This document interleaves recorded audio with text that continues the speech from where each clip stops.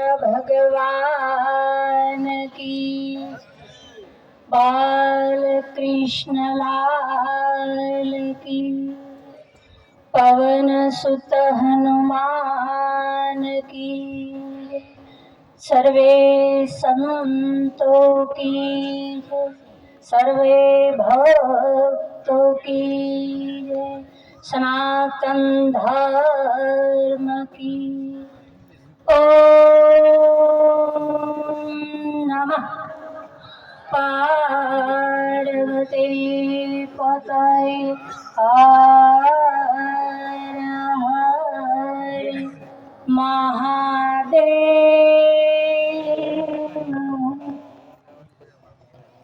આજે સુંદર એક સંત જેને કહેવાય રામચરણદાસ બાપુ આજે આપણા એમના શિષ્ય રામકૃષ્ણ બાપુ આજે આ ધરતી ઉપર ખરેખર એના આત્મો આપણે એમ કહી ગયો છે પણ નહીં, એનો આત્મો અહીંયા જ ચેતના છે સમાજની અંદર આજની ભક્તિની સુગંધ બધી વ્યાપી રહી છે એવું અમને પણ અહીંયા દેખાઈ રહ્યું છે। કારણ સાધુ છે, સાધુ ચરિત્ર શુભ ચરિત્ર કપાસુ નિરસ બિસદ ગુણ મન ફલ જાસુ જો સહી દુખ પર બંધનીએ જેહી જગ જસ પાવા। સાધુ જ્યારે સમાજની સામે હોય અને કોઈ એની સામે દુઃખ લઈને આવે કે બાપુ અમારે આ દુઃખ છે તો બાપુ એના દુઃખને દૂર કરે। કઈ ન કે હું તમારા દુઃખને દૂર કરું, પણ એ પરમાત્મા આગળ તમારી પ્રાર્થના કરે કે એનું દુઃખ દૂર થઈ જવું જોઈએ। અને એ સંત પોતાનું દુઃખ બીજાને દર્શાવતો નથી। આ પંક્તિની અંદર આ સોપાઈની અંદર એવું કીધું કે સાધુ ચરિત્ર શુભ ચરિત્ર કપાસું। જેમ કપાસ આપણી ખેતીની અંદર બીજ વાવી અને 4 મહિના સુખ દુઃખ વેઠી અને આપણા દોષ ઢાકે, એમ સાધુ છે એ પોતે પરોપકારી છે, એનું જીવન ઉજળું હોય છે બાપ। કારણ કે સંત છે આજે બાપુએ કીધું હમણે બંધુ ગુરુ પદ પદુમ પરાગા સુરસી સુબાસ સરસ અનુરાગા અમીય મુરીમય સૂરન સારું સમન સકલ રૂજ પરિવારું। બાપુએ કીધું છે કે ખરેખર સાધુ ક્યારે આપણે બનીએ છીએ એની માથે બાપ હોય છે।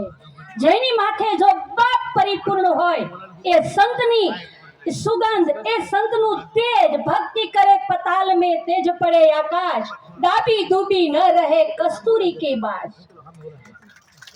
કારણ કે જે ગુરુના સાનિધ્યમાં જાય અને જે ગુરુના ચરણમાં જાય અને જ્યારે ગુરુના ચરણમાં ગયા પછી એ બે શબ્દનો ઈ પામી લે છે બાપ। ગુરુ શબ્દ છે, બે શબ્દ છે। ગુ એટલે અંધકાર, રૂ એટલે પ્રકાશ, અંધકારમાંથી પ્રકાશમાં લઈ જાય એ આપણા ગુરુ। અને ઈ એના આપણે જન્મમાં જઈને આપણે સાધુ બનીએ છીએ। જેમ ઈંડું એના બચ્ચાને છેવે એમ ગુરુ છે એના શિષ્યને જ્યારે છેવે ને ત્યારે એ સંત બને છે। અને એ સંત બન્યા પછી જેને એના ભેખ ધારણ કર્યો છે કે યોગી, જ્યારે યોગી બને છે કે સર્વ વસ્તુનો ત્યાગ કરે અને ત્યારે એ વૈરાગી બને। એટલે કીધું ભોળાનાથની આ બાપુની એ સભાઈ ઉપરથી કરું છું કે બંધ ગુરુપદ પદમ પરાગા સુરથી સુબા સરસ અનુરાગા। જેમ આપણો કૈલાસ શરીર ઉપર જે ભસ્મ ધારણ છે પવિત્ર, એમ ગુરુના શરણની રજ એટલી બધી પવિત્ર છે જેટલા એ જો કોઈ વિશ્વાસથી જો ગુરુ એની શરણ રજ પોતાના લલાટમાં લગાવી દે તો તમારો ભવસાગર તરી જાય। કારણ કે બેઠો છે એ સમાજને પણ હું થોડોક અંદર દિલથી મને આનંદ આવે છે। આ કઠાળ કાઠો છે જાજો ભાગ 75% કે 100% મને એવું લાગે છે હતી વર્ણ જેને કહેવાય કોળી ભાઈઓ। કારણ કે કોળી ભાઈઓ છે એ સવારમાંથી સાંજ ઉઠી અને મજૂરી કરતા હશે અને જો એને સેવાના કામનો આદેશ મળ્યો છે ને તો એ બધું ત્યાગ કરીને ધણીની સેવામાં આવી જાય બાપ. કારણ કે ભલે એ 100 રૂપિયાની મજૂરી કરે કે 500 ની મજૂરી કરે, પણ એ સમય એની એ દોલત છોડી દે અને સંતોના ચરણમાં જાય. એવી જ અમારી એક કોઈ સમાજની એક બેન થઈ ગઈ, એનો એક થોડોક હું તમને દાખલો આપું. કારણ કે જ્યારે એ પોતાનું જીવન છોડી અને એ કેવું બનાવે છે, એક એ કથા કહી પછી મારી વાણીને તમને વિરામ આપું કે ભક્તિ વસ્તુ શું છે અને માણસને ક્યારે આમાં જન્મ મળે છે. મારા બાપ એટલે કીધું છે કે સાધુ ચરિત્ર શુભ ચરિત્ર કપાસુ નિરસ બિસદ ગુણ મન ફલ જાસુ. એટલે નવદા ભક્તિની અંદર ભગવાન શ્રી રામે, અને આજે આપણે તો એક હનુમાનજીના આશ્રમમાં બેઠા છીએ, જેના હનુમાનજી મહારાજના આશ્રમમાં એક સંતની પાછળ આજ આપણા સત્સંગને સંભળાવી એના આત્માને સદગતિ દેવા માટે એક પછી એક રામના શબ્દો બોલી એના મુક્તિના માર્ગના ઉપર અને એને ભજન કર્યું છે. ત્યારે જ આપણે અહીંયા બધા ભેગા થયા, નકર આપણે અહીંયા ભેગા ન થાય વાલા. કારણ કે માં ભગવતી જે શબરીબાઈ બની ગયા છે રામાયણની અંદર, એ ક્યારે બની ગયા છે કે એકવાર જેમ કૃષ્ણ ભગવાને અર્જુનને ઉપદેશ આપ્યો હતો, 18 અધ્યાયનો જેમ પોતાના સહમુખથી અર્જુનને જ્યારે ઉપદેશ આપ્યો, એમ ભગવાન શ્રી રામે શબરીબાઈને રામાયણની અંદર ઉપદેશ આપ્યો હતો. કારણ કે જ્યારે શબરીબાઈ ક્યારે બન્યા છે, સાવધાન, શબરીબાઈ હતા એ પેલા જન્મની અંદર મહારાણી હતા. એના રજવાડાની અંદર કોઈ ખામી નહોતી. આજે આપણે એમ કે મારું મારું કરતો મૂર્ખો મરી ગયો ને તારું તારું કરતો તરી ગયો, કે આ ત્યાગ કરે એની વાત છે વાલા. જે મારું છે એ તો માયામાં ફચાયેલો છે, તારું છે ન્યા ઈશ્વરનો એક માર્ગ આવી ગયો છે. તો એ મહારાણી એવી રજવાડાની અંદર બેનું દીકરીઓ જ્યારે સત્સંગ કરે, ભજન કરે, ત્યારે ન્યા મહારાણીને જવાય નહીં. ત્યારે પ્રધાનને વાત કરી કે હે પ્રધાન, આ ગામમાં સત્સંગ છે, મારે જવું છે, મહારાજને કહો નહીં. એટલે મહારાજે પ્રધાનને જવાબ આપ્યો. સાવધાના બેનું દીકરીઓ માટે બહુ સાંભળ્યા જેવી વાત છે.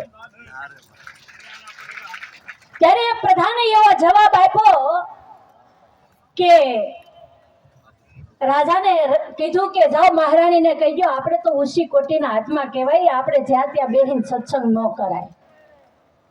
એટલે મહારાણીની વાત સંભળાણીને એમાંય માધવ મહિનો આવ્યો. માધવ મહિનો એટલે જે સાધુનો કુંભ મેળો આવે. ભરદ્વાજ મુનિ બસહી પ્રિયાગા તિનહી રામપદ અતિ અનુરાગા તાપસ સમતમ દયા નિધાના પરમાર્થ પથ પરમ સુજાના. આ માધવ મહિનાની અંદર જ્યારે સાધુ ભેગા થાય, દેશ કાળથી 3 મહિના એ માધવમાં ચાલે મારા વાલા. એની અંદર શબરીબાઈના જે મહારાણી હતા એને ખબર પડી કે માધવ મહિનો આવ્યો છે ને મારે સંતોના દર્શન કરવા જવા છે. એટલે રાજાને કહે છે કે હે રાજા, મારે કુંભ મેળાના દર્શન કરવા જવું છે, મને આદેશ આપો. ત્યારે રાજા કહે છે કે રાણી, આપ તો મહારાણી કહેવાઓ, આપણે ત્યાં સાધુ સંતો બધા નગ્ન હોય, ત્યાં બધા પોતાની મોજમાં હોય, ત્યાં તમારે જઈને શું કરવું? કે હે મહારાજ, જો મને કુંભ મેળાના દર્શન કરવા માટે નહીં લઈ જાઓ તો હું મારા આત્માની હત્યા કરી નાખીશ. ત્યારે મહારાજને એમ છું કે આ રાણી ખરેખર આત્માની હત્યા કરે, તો એ પહેલા એને વેલીઓ તૈયાર કરી મહારાણીને લઈ જાય છે. અને મહારાણીને લઈ ગયા પછી અને જાય મહારાણીએ સાધુ સંતોને જોયા એટલે ફીર વેરાગ જાગ્યો.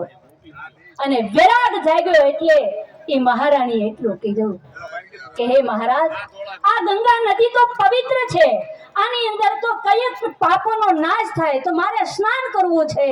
ત્યારે એ મહારાજે કીધું કે હે રાણી, આયા તો કયેક સાધુ સંતો નગીને સ્નાન કરે અને આપ તો મહારાણી છો, આમાં સ્નાન ન કરાય. ત્યારે મહારાણીએ કીધું કે મહારાજ, આ મોહ માયાના પડદા તમારી આંખો પર લાગ્યા છે.